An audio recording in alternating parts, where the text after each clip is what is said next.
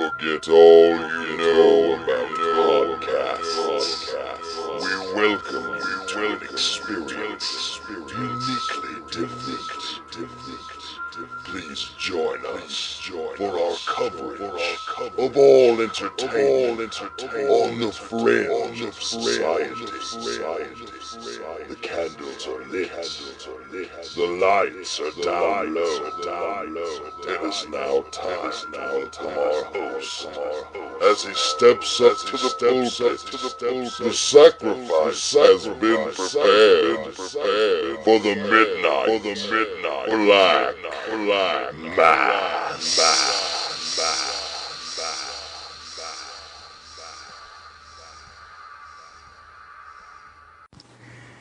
Ghastly greetings, groovy ghoulies, and welcome to the mouth of hell once again. It is time for another Midnight Black Mass, and we sincerely thank you for joining us here on the Potty Humor Network or on BeyondRingside.com. However you pick us up, we're glad to have you. Just wrapped up a big 3-part interview series with the Booker of Empire Wrestling and former wrestler himself, the Southeastern Strangler, Andrew Alexander, that was quite well received. Thank you for all your kind words regarding that interview. And we've got more to come because our guest tonight is a man who pulls no punches and he holds nothing back. He is the owner and promoter of Platinum Championship Wrestling. He's been a booker himself, a wrestler, and many other things. Stephen Platinum is going to be our guest tonight. We're going to have a very interesting conversation about PCW, his own career, and the state of Georgia wrestling today, a subject he is never shy to share his opinions on. So that's going to be a whole lot of fun. What I do this past weekend. Oh, yeah. Went to the Superstars of Wrestling Fan Fest in Rome, Georgia. There was a guest of the Empire Wrestling booth there to help promote their wares and draw a little bit of attention to their table.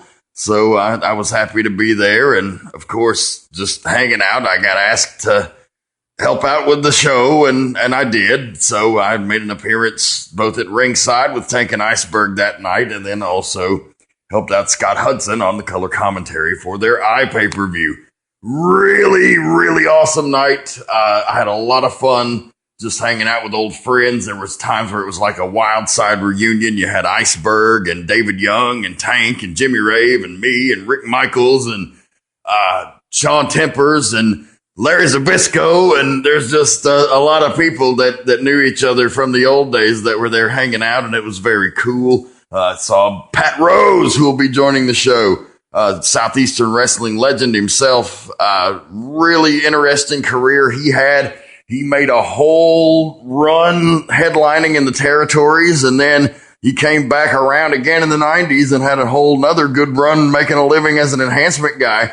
And it really has an interesting story to tell, as he was at one time a tag team partner of Tojo Yamamoto, just all this crazy stuff. Pat Rose is the man. Looking forward to have him on the show in the coming weeks. Saw Jim Cornette, hadn't seen him in a few years, and got to chit chat with him a minute. Always a pleasure to talk with a guy that brilliant. One of the true greats and probably my number one inspiration for becoming a manager. I normally don't get my picture made. I really hate that. I hate when guys, anytime somebody's had a cup of coffee in the big time, they come to an indie show and 3/4 of the locker room are lining up to get their picture made with them. And there's times I regret that. Like I worked on cards with Eddie Guerrero, and, I've been on events where Chris Benoit was around and other people that, are no longer with us, that I could have said, man, I really would have liked to have had that moment. But you don't want to be that guy. You don't want to be unprofessional.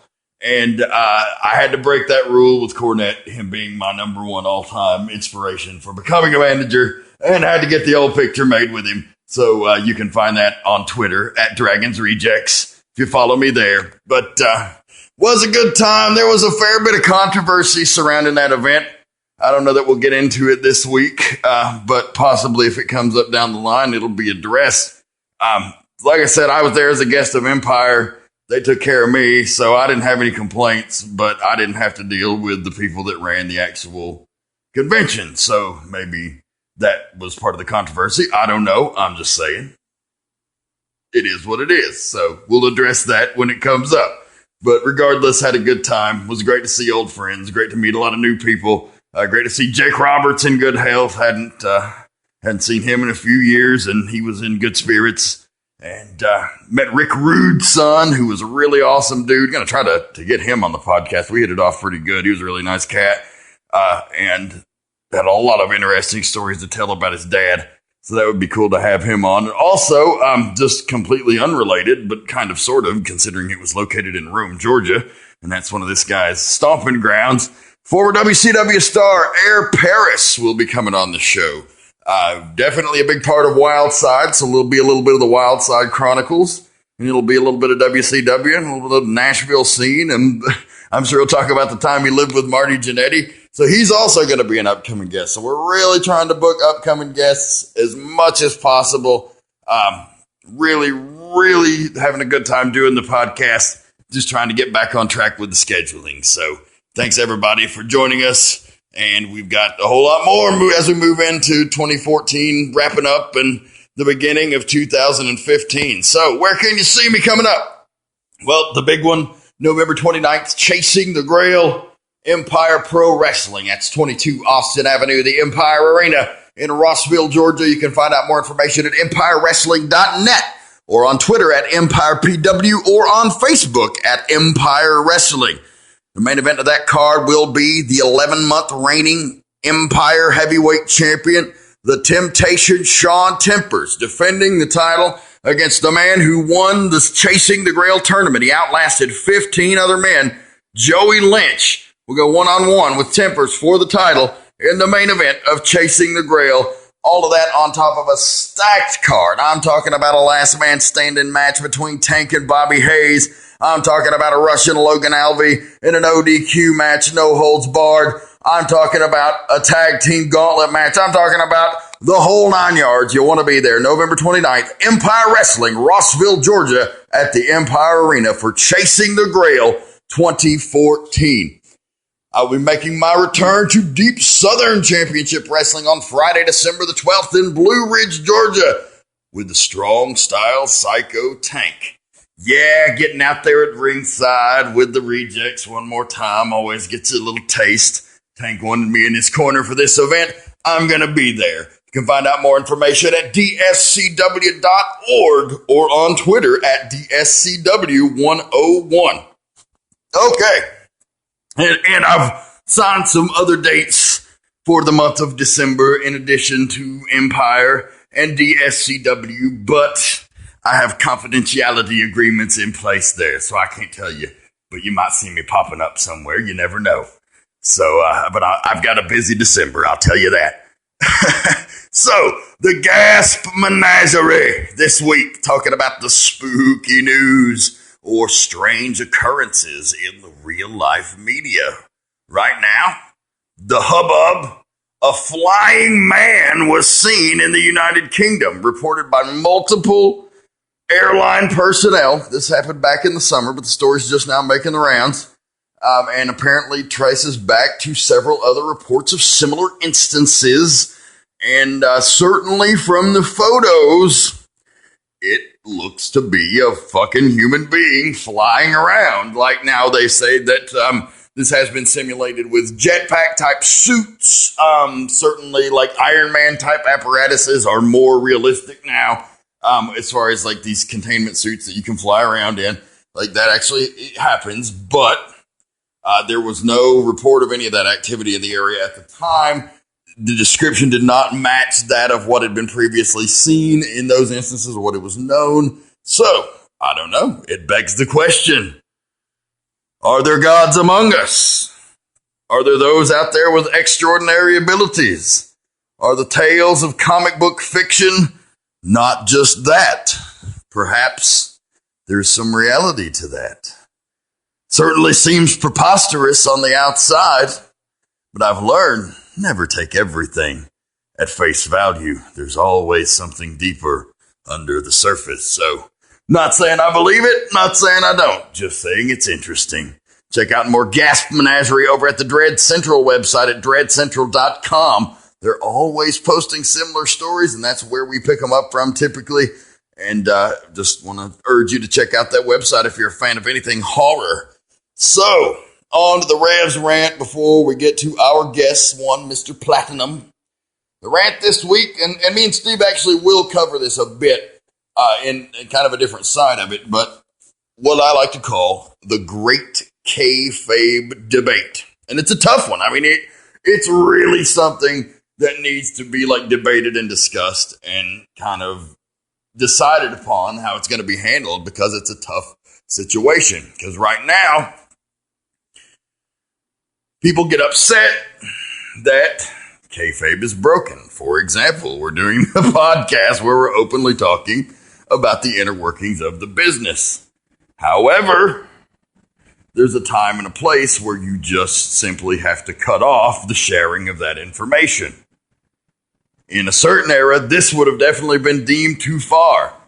My opinion is it appeals only to the hardcore fans who would be really insulted, honestly, if you tried to claim to them that wrestling was real, but instead allowed them to appreciate it for what it is. So that's kind of a unique argument there, but also you can't put the genie back in the bottle. It can't happen. It's not going to happen, ever. It's out. So what is the answer? Is the answer just to give up and say, fuck it. I mean, let's just end wrestling. They know it's phony. They know it's fabricated. They know it's show business. So what's the point? Let's just fucking end it. Fuck. They're in on the secret. There's no point in continuing it. Fuck it. Just fuck it. No. It's not a right answer. But look at the other end of the spectrum.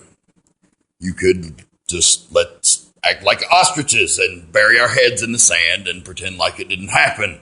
And then certainly nobody with access to the internet or a computer, like the phone everyone carries in their own pocket, will think we're bullshitting them. Of course not. You can't insult them either. So what's someone in this spot to do? Be mindful of what you put on social media.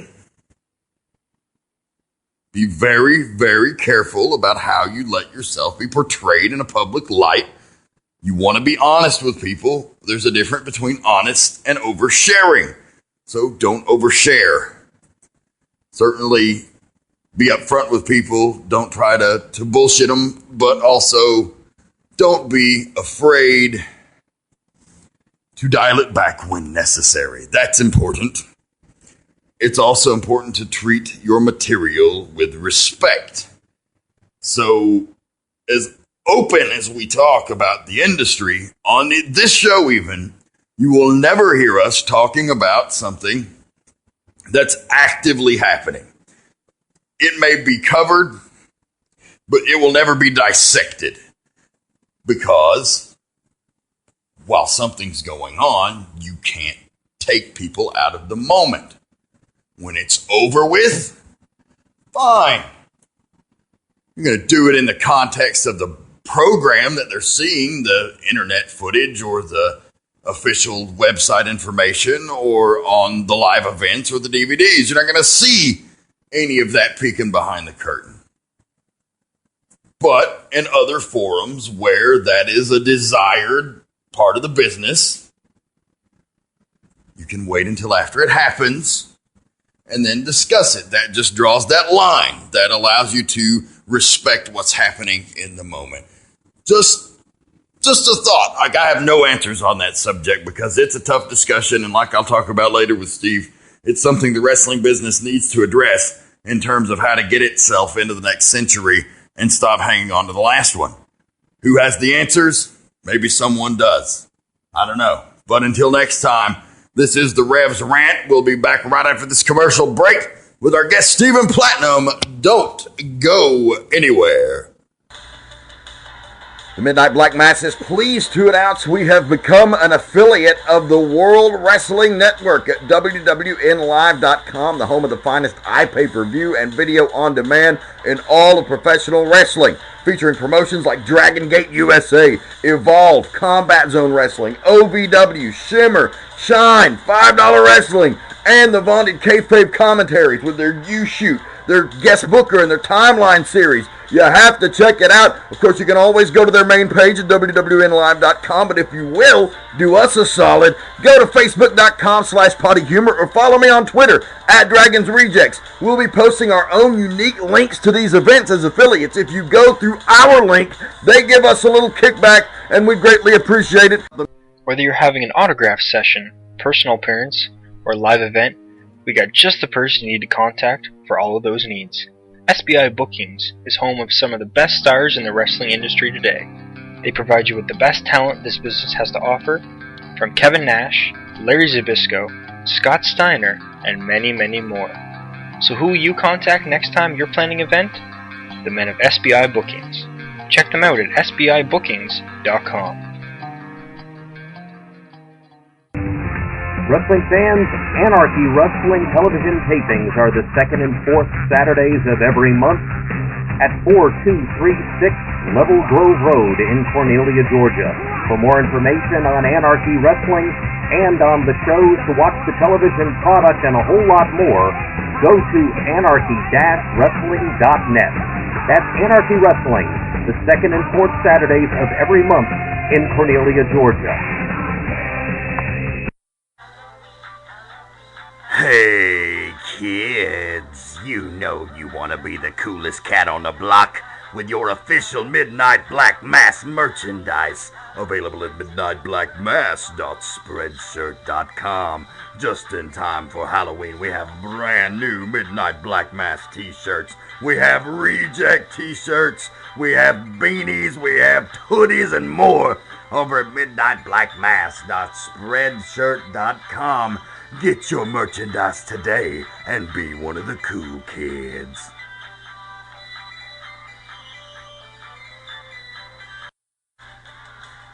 Where can you find 24/7 pro wrestling, MMA, talk radio, and more? BeyondRingside.com, featuring 24/7 streaming audio, including the Midnight Black Mass, Sundays at 11 p.m. Eastern Time, except for pay-per-view weekends when they run a mini marathon and the Midnight Black Mass goes on as its namesake at midnight. But don't forget the other great shows like Beyond Ringside, Wrestle Rage, To Be Determined, and more. That's BeyondRingside.com. And we're back on the Midnight Black Mass. My guest at this time is the owner and promoter of Platinum Championship Wrestling. He has had a career in many different fields of entertainment. He's been a wrestler, he's been a booker, he's done many, many things in the wild and wacky world of professional wrestling and beyond. It is my pleasure to have my friend Stephen Platinum on the show. Welcome, Steve. Hi, Reverend Dan. Thank you for having me on the show. It is a pleasure. Oh, thank you, man. Really looking forward to this one. We just wrapped up a 3-part interview with Andrew Alexander, so we're kind of examining the inner workings of the Georgia wrestling scene right now, and we know Platinum Championship Wrestling has been a big part of that for the last several years, and it's continuing to do that, and we're certainly going to get to that. But my initial question, what I always like to ask, it's a retelling of an old question, of course, that comes up time and time again, but as opposed to just how did you get started in wrestling, what lit that fire? You know what I'm talking about. That one moment that you saw this absurd theater of masculinity and said, damn it, this is what I want to do. I was introduced to pro wrestling by a friend of mine who was older than me, and his mom watched world-class championship wrestling for the Von Erichs. She had the hots for the Von Erichs. So I would watch wrestling all the time, and then I found out there was wrestling locally. I lived in Hawaii. I grew up in Hawaii.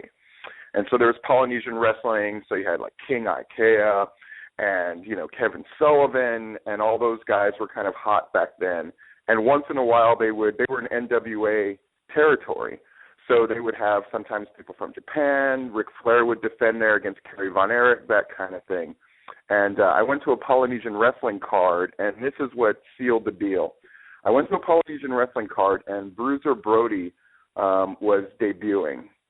And it was in this little building, really not that many people. I'd say maybe it was like 600 people kind of packed into this place. And so, Immigrant Song hits, and Bruiser Brody, and I didn't know anything about Bruiser Brody except what I had read in wrestling magazines. So he didn't even seem like a real thing to me. Just another thing I read about in the wrestling magazines and thought about. But here he comes, he's swinging his chain, and he goes through one part of the crowd, knocks everybody down, all the chairs are laid flat, goes in the ring. Whoever his poor opponent is, just grabs that guy, beats the holy hell out of him, grabs the referee, tosses the referee out for the DQ, grabs his chain, goes back through a different part of the crowd, swinging his chain, not giving a damn who he's hitting. Like, knowing what I know now, I realized there was like a huge contingent of Japanese fans there, so he knew he could knock them down and they wouldn't care. And so he just barreled through them on the way out towards a different exit out of the building, and then that was it.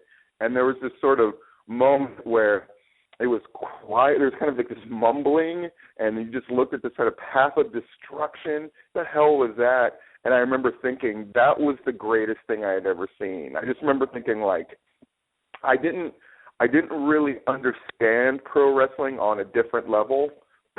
I never thought it was exactly real, but that felt very real to me, and it made an indelible impression. And I remember thinking, gosh, if I could do that to a crowd someday, that would be amazing.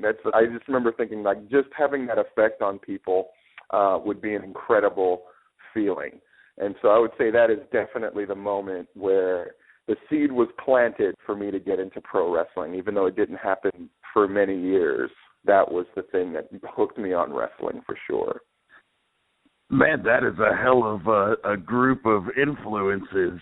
What a great era of wrestling you got to experience there. Of course, with Brody, undeniable impact on the industry that he's had still these many years after his passing. There's never been another like him, and probably, well, I know for a fact at least, unless the business changes in a great degree, there's never going to be another one like Bruiser Brody. And but then also you mentioned like Kevin Sullivan. King Curtis Ayakea is actually one of my top 5 promo influences. Like, it's just, I'm such a huge fan of him.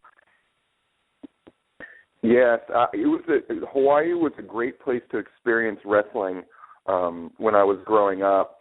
You got All Japan and New Japan both had television shows that would show in Hawaii. So we just grew up watching that stuff.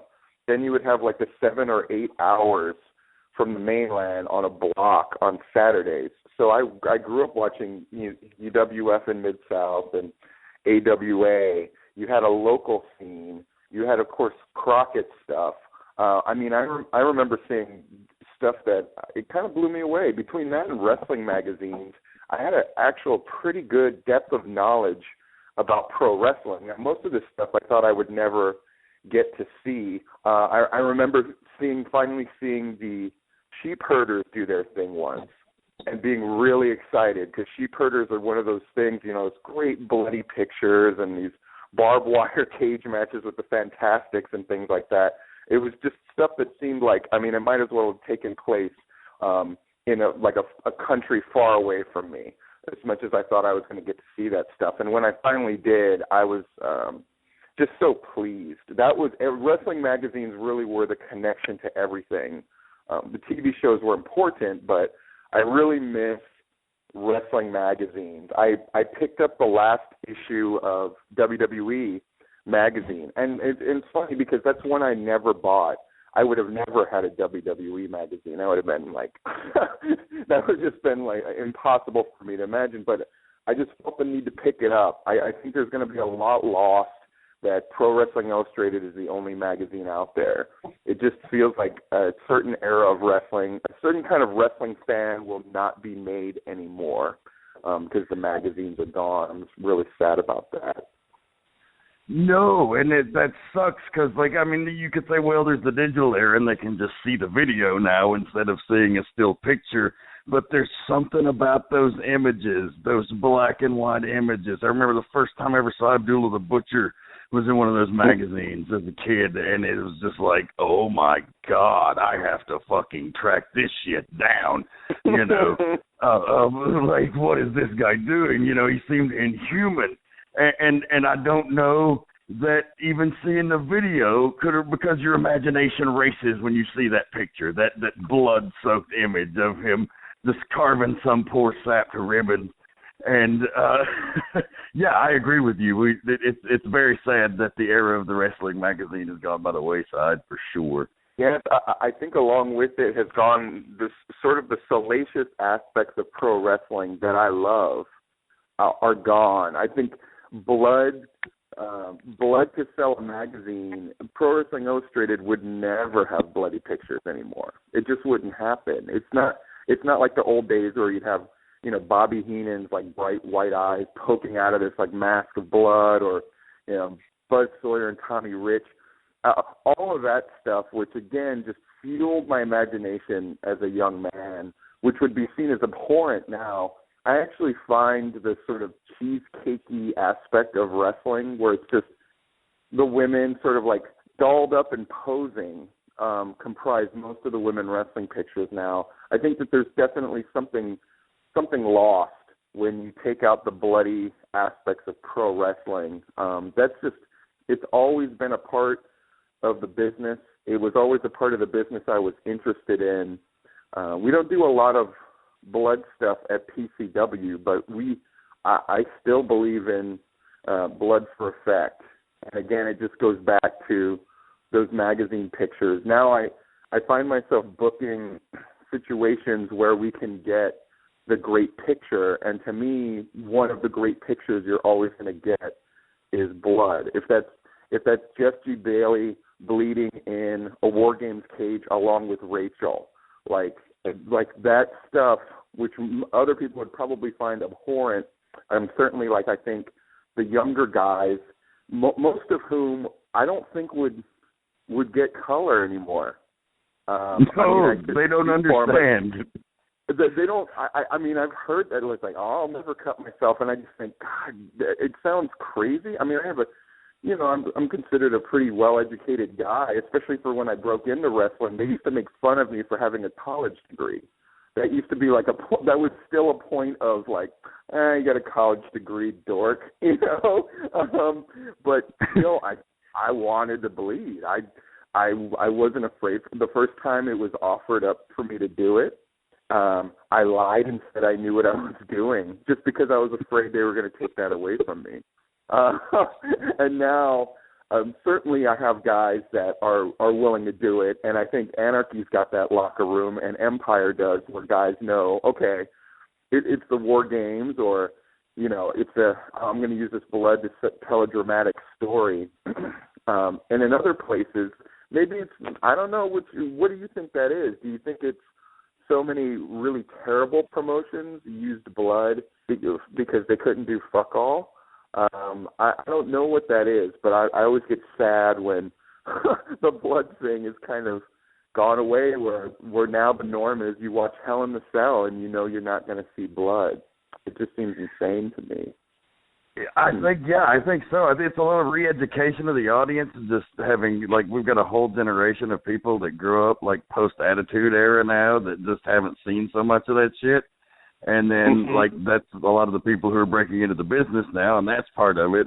And you have a lot of promotions, especially in the 90s, when it was the thing that really overdid the blood. So I think maybe just the combination of all of it is really kind of shat the bed for everyone. Yeah. I mean, we don't, like I said, probably get blood 3-4 times a year at PCW tops, but whenever we've done it, it's always been a big thing. I was really flattered whenever Veterans Day comes around. Our big angle when our version of the Empire took over PCW, that happened on 11/11/11, and that was the debut of Jeff G. Bailey. That was the PCW 10-man team losing an elimination match to the Empire 10-man team. All this big deal. But the indelible image that gets put up every year by PCW fans is me hung up on the ropes bleeding.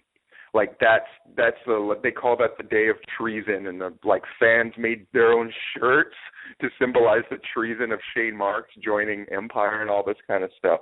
And it's always there I am bleeding. That's the ultimate symbol. I was talking to somebody today about that. It's almost like a lot of guys are so interested in having the great match that they don't understand that what wrestling is, it's triumph and tragedy. And guys don't want the tragedy part of it anymore. They don't want to be broken down to nothing. They don't want to really put someone over. They'll lose a match. They don't care about that kind of thing as much anymore. But they don't understand that you have to be dropped to nothing as a babyface in order to be brought back up. And it's like, and I think maybe blood's part of that too. It's just, that's just something I won't give up. That's just something I won't lose.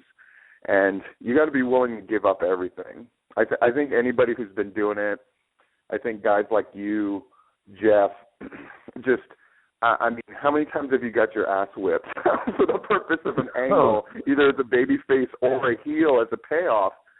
It's probably more than you can count. It's just what you do. Yeah, it's just what you do.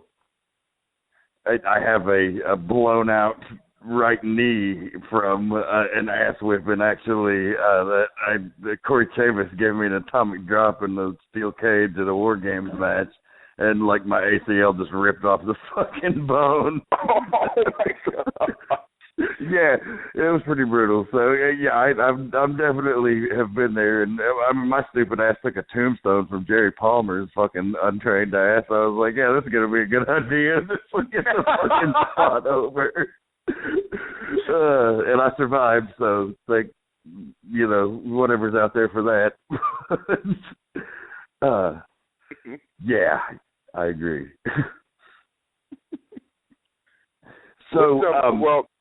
Oh no, please, yeah.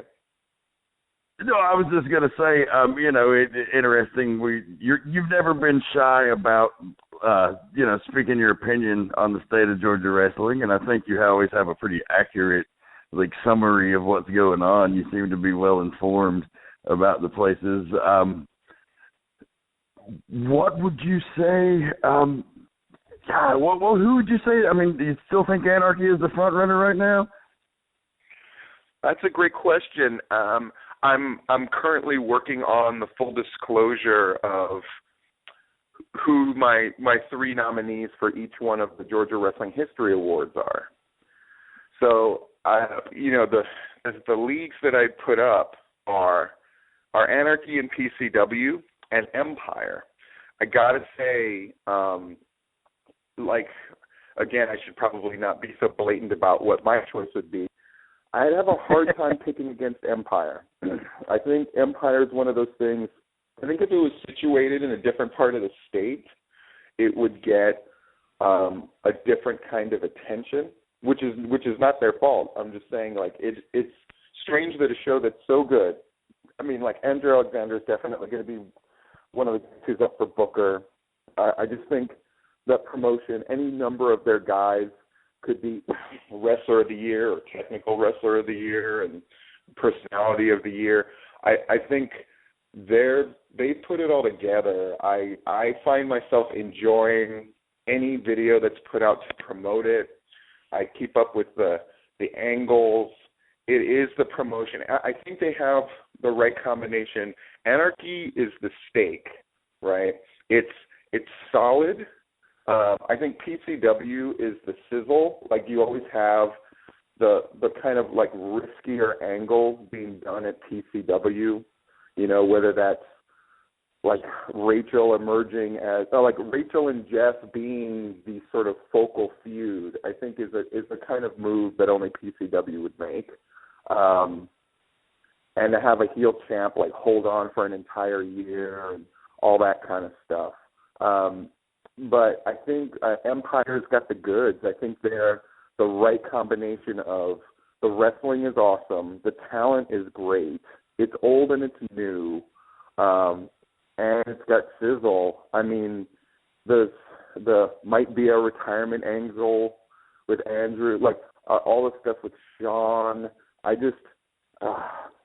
think if I had to say one, it's Empire, and that might piss a lot of people off. But again, I always say what I think, and Empire's there.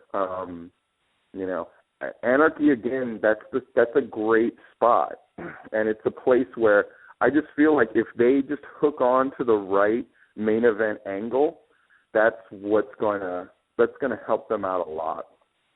Because it's a feeling, whether it's fair or not, they have the best collection of bigger wrestlers, or wrestlers that look the part like they could get signed tomorrow. They have more of those kind of guys than anybody else, for sure. And they have the seasoned guys.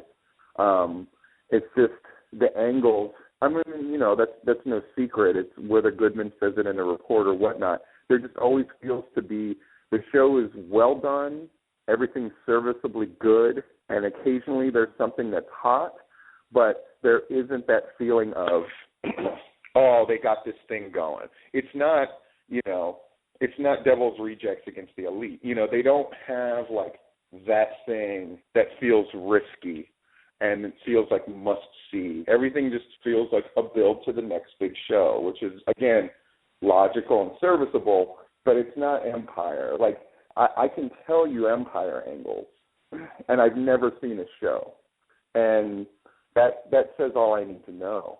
It's like, wow. I think Empire's great, and I say, Anarchy's good on one end of the spectrum, PCW's good on the other end of the spectrum. Empire's got it all together, coupled with, like, the best production stuff going on as well. And I think they got the right minds in the right places.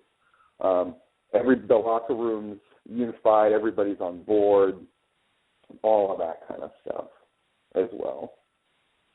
Awesome. Well, thanks for the thoughts on that. I really wanted to get your opinion on kind of the state of the game right now in Georgia, and I think that's a fair assessment. And I have a little bit of involvement there at Empire, but it really is like Andrew Alexander's the hero there. He's the one holding that ship together. I mean, obviously the owners, Drew Mullinax and Susan, his wife, they do a great job as well and hold up their end. But, like you'd mentioned before, there's so very few actual bookers right now, and that's an issue. And like you mentioned with Anarchy, I mean, my God, this is something that always comes up when we talk about them is, what have those people in Cornelia not seen? They have seen the best wrestling, over and over and over again for years. So I really feel for Todd and Bill in the spot that they're in, because, they've got to try to keep that fresh, and that's not an easy task in a place that's been there that long. That's absolutely true.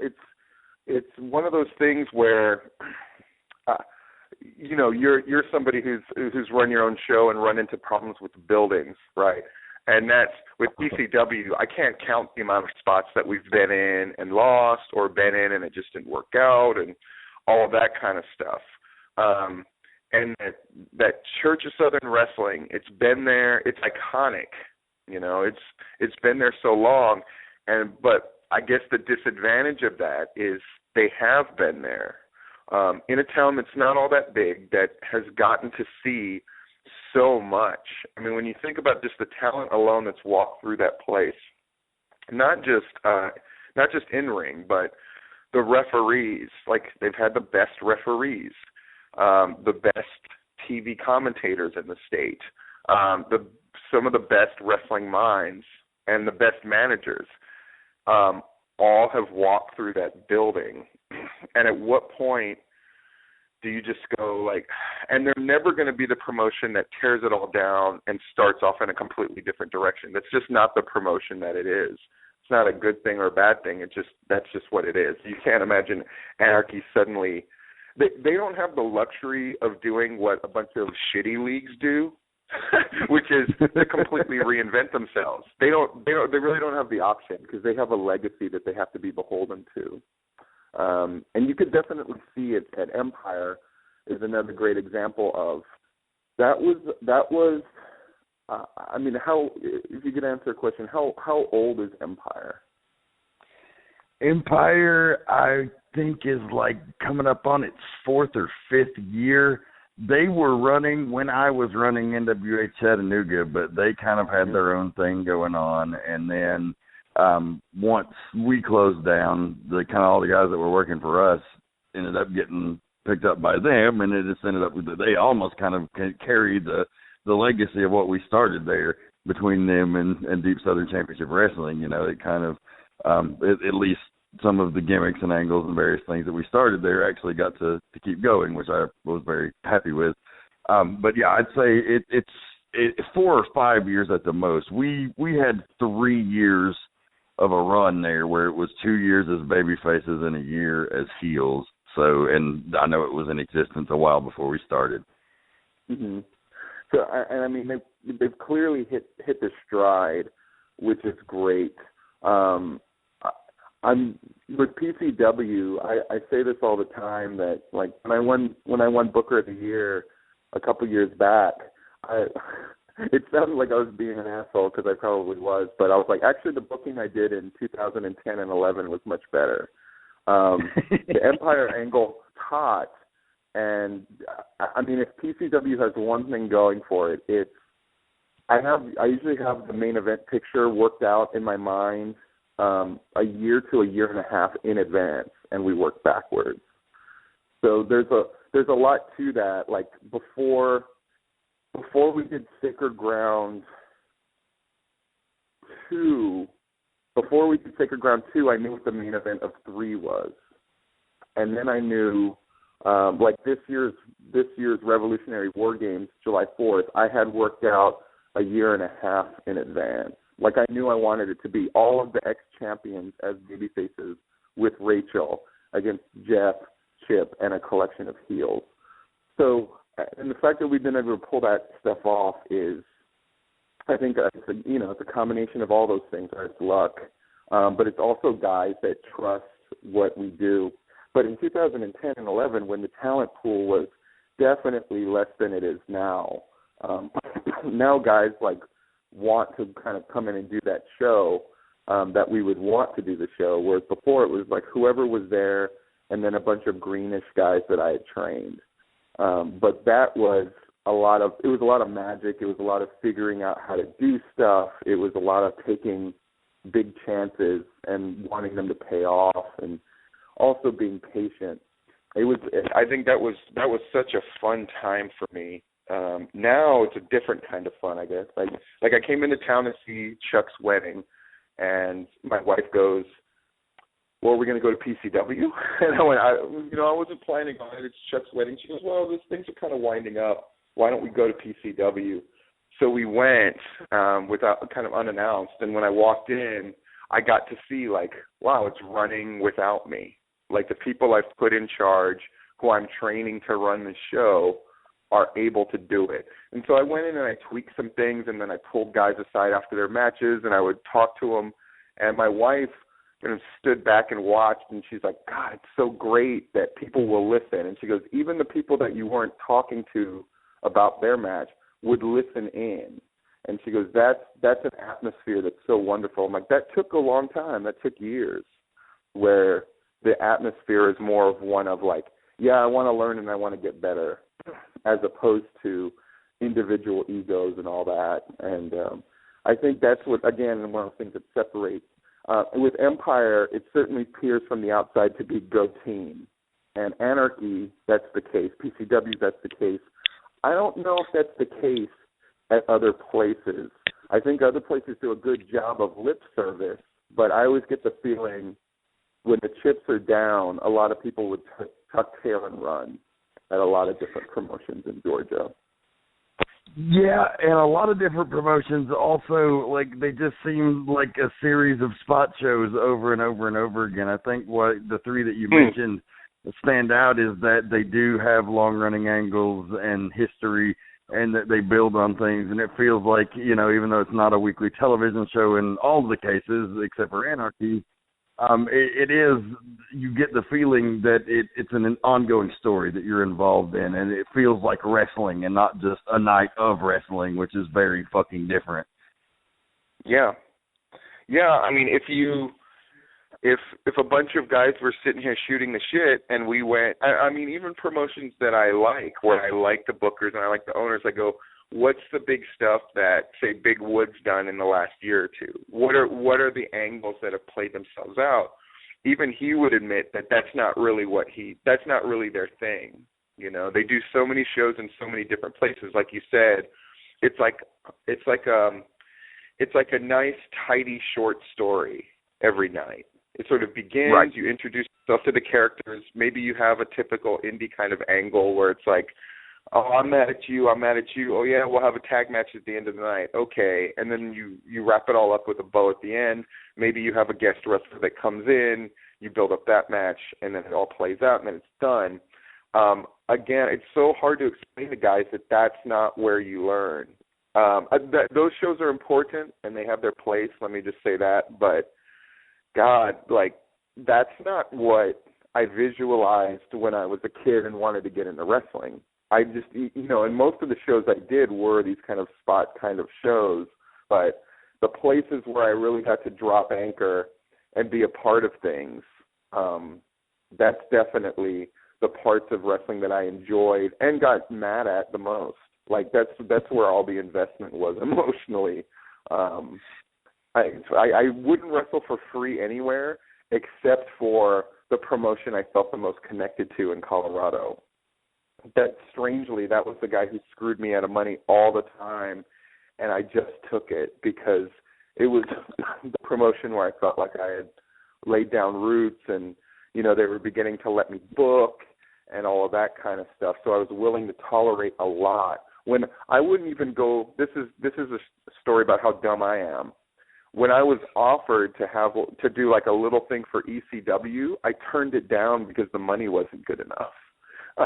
Which I look back on now, I'm like, God, shouldn't I have done it once? Of course I should have done it once. I mean, I would have just gone in there and just been one of the faceless rabble that they wouldn't have known and yelled at and gotten beat up or whatever. But, God, I should have done it once. But, whatever they were promising, I think it was like 50 or 75. At that time, that was too big of a jaunt to make. I couldn't really fit it into a schedule, so it would have been a big inconvenience, and to do that for that little money was just, I just couldn't do it.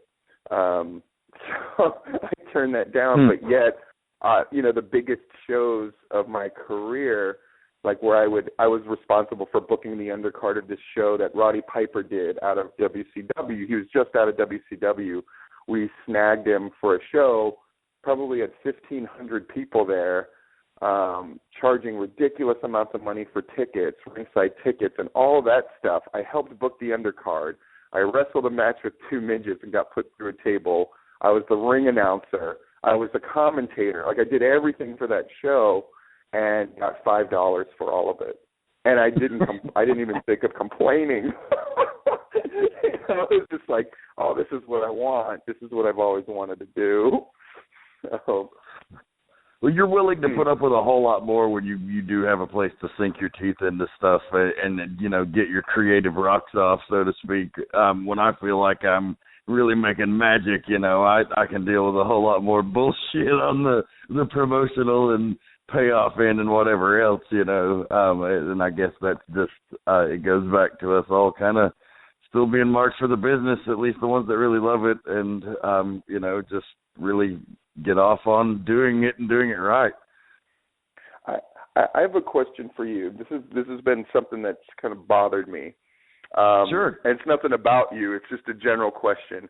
With social media and Facebook and all this stuff, I'm kind of at war with myself over it, where there's just any number of wrestlers that feel, this is a weighted word, entitled to talk about wrestling and give their opinions on it and sort of complain about booking or, have kind of like a smarmy attitude. And for some reason, that stuff just still, in this day and age, it just sets my teeth on edge. I hate it. I certainly dissuade, anybody I have any influence with from doing it. Is it going to just be a thing that changes? Like, you know, the use of the word storyline, as much as it might irk a Jim Cornette, I think clearly storyline is here to stay. I think storyline is here to stay. To a certain level. And the word character is probably here to stay. It's like, well, my character wouldn't. It's like I can control a PCW locker room to an extent, but I don't know. Is there a way to pull guys back, or is that even something that should be done, or is possible to do, or is that just, well, wrestling's just changed, and when guys get old enough and go away, then the whole notion of protecting the business, or at least knowing your place within it, will just completely be gone, or is it already gone?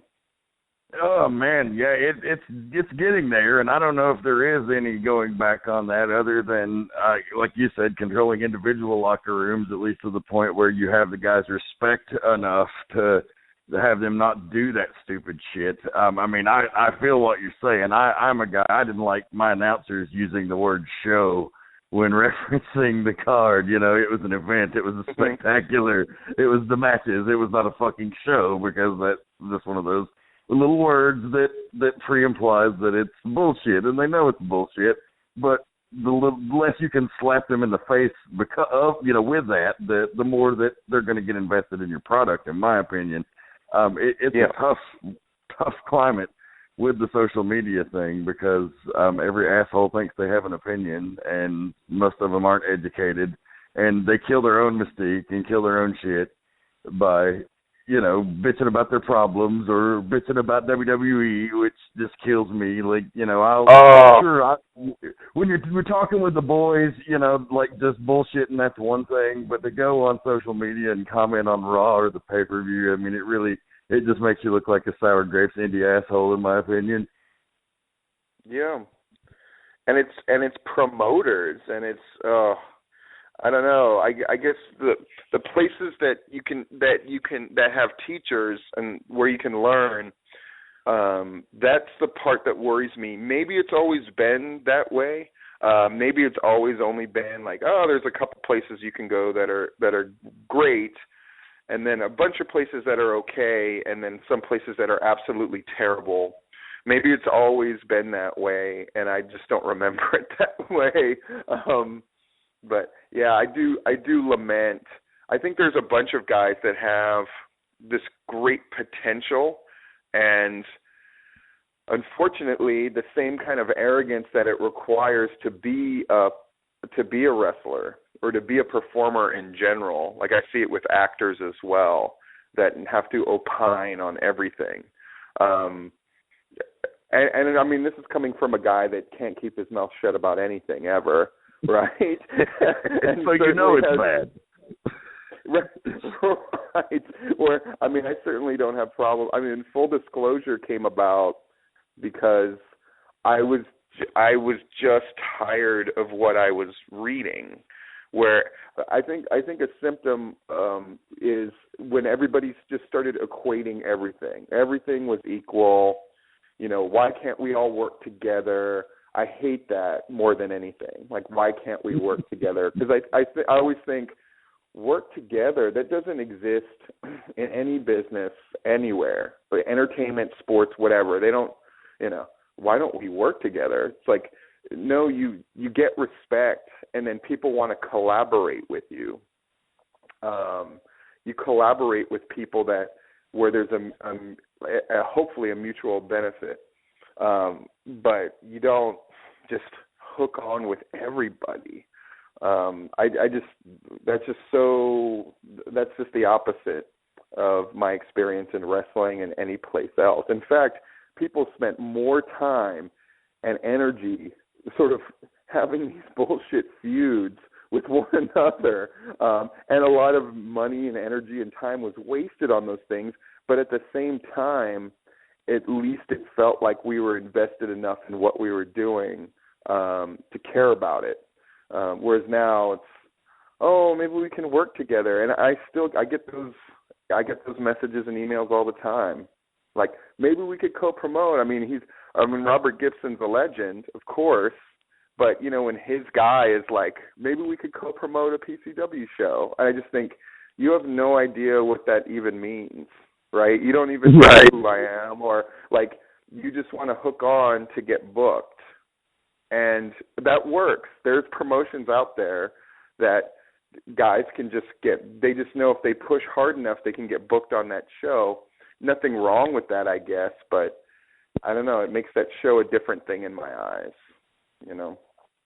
Yeah, I would agree with that wholeheartedly. There's a lot of shit out there, you know. There's just a lot of guys that don't have no place in the business. Unfortunately, we have to come to grips with the reality of what we're facing. This isn't the 80s anymore, as much as I wish it was, but it's not. It is never going to be. So we have to learn how to integrate this shit into what we have and try to make it work. And is that possible? I don't know. I always think wrestling is trying to suck the dust out of the last successful tit as opposed to trying to create the next one, you know? Yeah. Yeah, I would agree with that. I think there's a number of guys who are good at giving lip service to, we're doing this whole original thing, when it's I don't know. I think there's always pushing. Like I gave the big speech at Sacred Ground, and it was, okay, PCW is in a really good spot. Like, the shows at the least pay for themselves, but actually make a little money. You know, we're in a town that we're heavily invested in. Like, we were part of that town's rebuilding, and we're part of their, you know, 2 of their holiday festivals involve PCW. We're in that town. Things are really good. We've kind of righted the ship a little bit. And then my call was, now we have to push more. Now we have to do something bigger, as opposed to, cool, let's just keep writing it. Mine was more like, now you guys can really experiment. Now you can really throw it out there. And the 4 people who run the show for me that I'm training to book and promote, I was like, come up with stuff. Like, you know, shock me, defy me even. Like, you don't really need my approval. Of course, run stuff past me just because I can tweak it and make it better.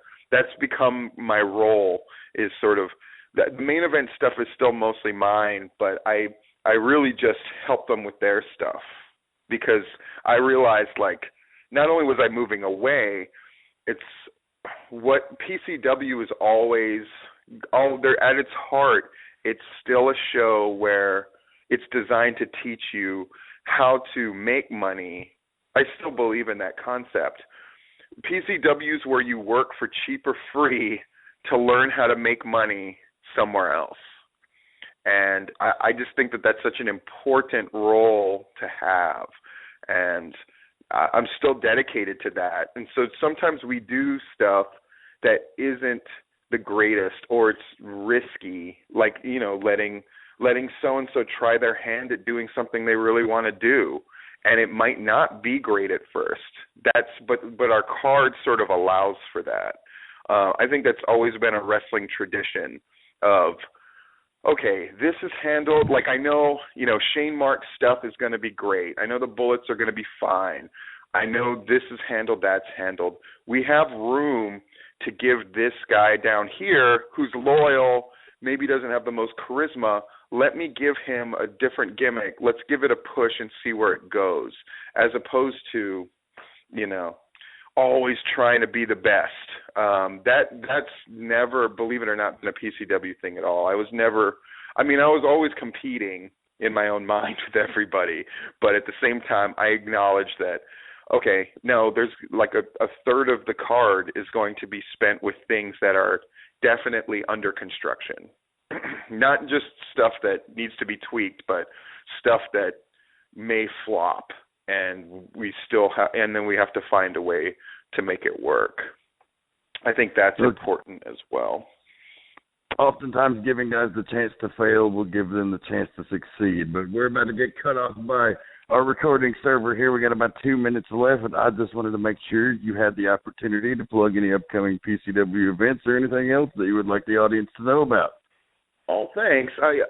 November 29th, we do shows first and third Saturday, but that's a fifth Saturday, and we're adding a show, the main event being the Bullets against Brian, Blaze, and Jeter, which was a match that was supposed to take place at Sacred Ground 5, but Brian was in jail, incarcerated incorrectly. Now he's out, so now we're going to have that match.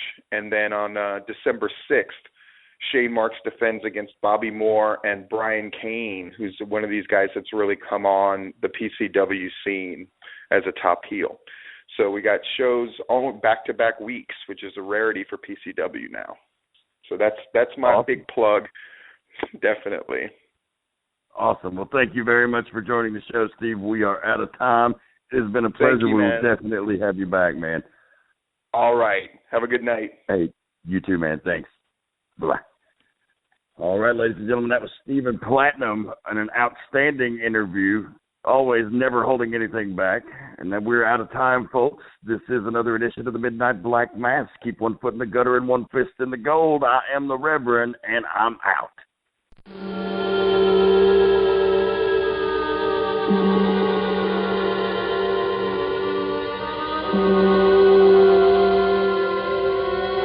Thank you.